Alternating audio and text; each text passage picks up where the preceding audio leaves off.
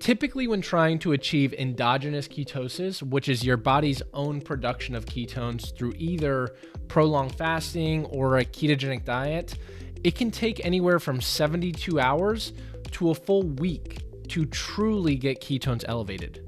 Our body makes ketones, so they are one of the primary energy sources that our body can use, and actually really the only other main fuel that our brains can use. And so a state of ketosis is typically associated with more balanced and level glucose and insulin in your blood.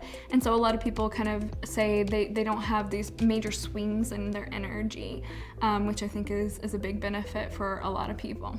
In a perfect world, an individual would have ketones produced endogenously through things like exercise, fasting, and diet, as well as exogenously through supplementation. Having endogenous ketone production will only amplify the benefits of exogenous ketone supplementation, as it will make you a better ketone user at the cellular level.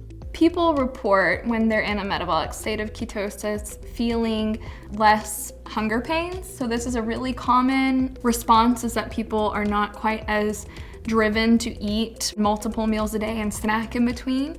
So there's some appetite suppressing effects of ketosis. Pruvit was formulated to promote an increase in exogenous ketones to a therapeutic level that does not stop ketogenesis. In fact, what you'll find out is it promotes ketogenesis. So a single dose of exogenous ketones will typically raise beta-hydroxybutyrate levels within about 15 to 20 minutes, and they'll tend to stay elevated for up to 2 hours. Depending on the dose, it can get you into a level of ketosis that can definitely have metabolic effects that could potentially enhance performance.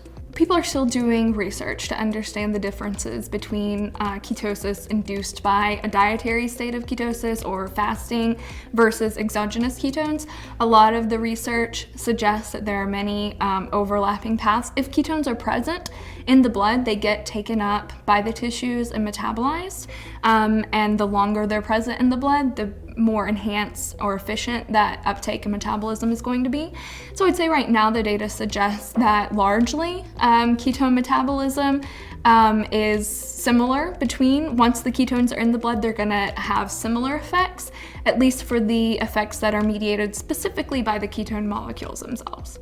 Exogenous ketones are a unique fuel that can be directly supplemented in order to achieve a state of nutritional ketosis.